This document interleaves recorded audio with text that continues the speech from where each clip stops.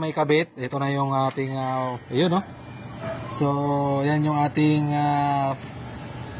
panel gauge. So digital na siya. Pag headlight natin, ilaw ito, indicator ng ating headlight. Tapos high beam, high beam. May high beam siya, naka high beam din yung ilaw niya. Ayan. Ganda ng pagka-mounting yun, no? Tanggalin mo yan.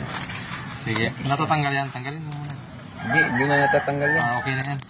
So ito, itatanggalin na natin. Ito na lang kasi mayroon naman siyang RPM. So okay mga bossing, sa mga gustong matuto kung paano ikabit ito sa HD3. So ituturo ko sa inyo kung ano yung mga wiring na dapat natin connect. So itong yellow strip na red ay 6 gear po yan. Hindi na po natin gagamitin yan. Tapos itong yellow na may strip na white, ito po yung ating neutral light. So dito sa mga wiring mga bossing ay pipiliin lang po natin dito yung tatanggalin natin. So katulad nitong light blue, orange wire. So ito po yung sa signal light natin, left and right, positive po yan. Tapos itong blue wire naman sa high beam indicator po yan mga bossing. Ayan. So doon po natin lalagay yan sa high beam natin. So itong brown wire naman mga bossing ay papunta po ito sa supply ng ating headlight. Ito po ay indicator ng ating headlight. Ito naman yung sa RPM natin mga bossing. Ayan, so yung yellow may strip na black yon. So yun lang mga bossing. Ito ay huwag nyo kalimutan mga bossing Ayan, so kailangan nyo matutunan kung paano mag-connect. So itong black wire mga bossing sa accessories wire po natin ilalagay yan para pag susi po natin masusuplayan po yung ating RPM gauge. Okay, so ito yung connection niya mga bossing So ito yung green wire ay nakakonect dito sa black strip na yellow. So ito ang ating ground ng motor ng Kawasaki. Tapos itong yellow na may strip na black, so ito yung ating RPM para gumana yung ating RPM dito.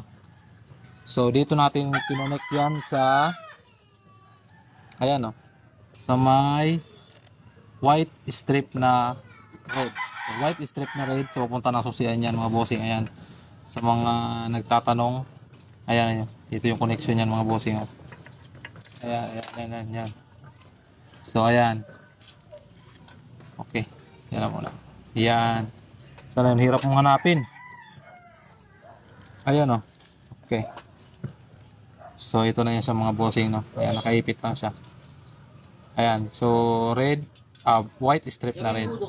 Tapos yung black wire natin mga bossing, yung black wire, so accessories wire o supply ng ating dashboard ay nakakonect yan sa ating brown wire. Ayan, so brown wire, accessories wire yan ng Kawasaki.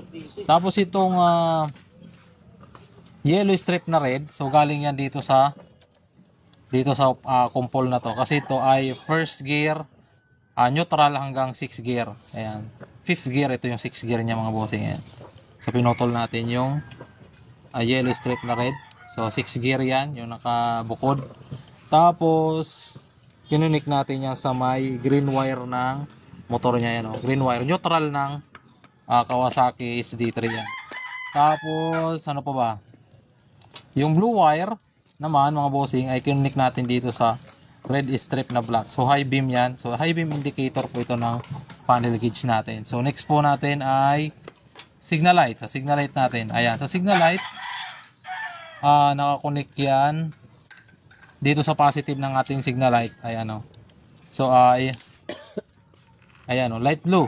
So light blue nakakonect sa positive na signal light natin. Tapos yung kabila naman orange wire. Ayan, so orange wire nakakonect sa positive naman na signal light natin sa dito banda. Ayan, so dito kanan o kaliwa. So dito kanan light blue, so orange kaliwa. Okay. Tapos next natin yung brown wire. So yung brown wire mga bossing, yan yung ating headlight indicator. So headlight indicator natin naka-connect yan sa dito sa red wire. Ayan, so pag nag-switch siya ng ilaw, inom niya ng ilaw, so isasabay po yung ating ilaw dito sa dashboard. So yan yung ating headlight indicator, naka-connect dito sa red wire. Ayan, so pupuntang headlight yan. Supply ng headlight natin yan. Tapos next natin, okay na pala. So tapos na tayo. Tapos ito yung tatlo, ayan, yung sa ating sensor yan. Ayan, kakabit natin sensor. Ayan. So ayusin na lang yan, kakabit na lang. So rise na. Ayan, pinapagapang na. Okay, so importante alam nyo na yung connection at working na to. Testing na lang natin. After natin may kabit, ito na yung ating, yun no. So, yan yung ating panel gauge. So, digital na siya. Pag headlight natin, iilaw ito. Indicator ng ating headlight. Tapos, high beam, high beam. May high beam siya. Naka-high beam din yung ilaw niya. Ayan. Tapos, yung kanyang, ito naman yung sa sensor niya mga bossing, pero hindi pa nakakabit yung magnet. At, ito yung high beam niya. Gumagana naman. Tapos, sige, patayin mo. Yung high beam mo. Low beam mo siya. Ayun.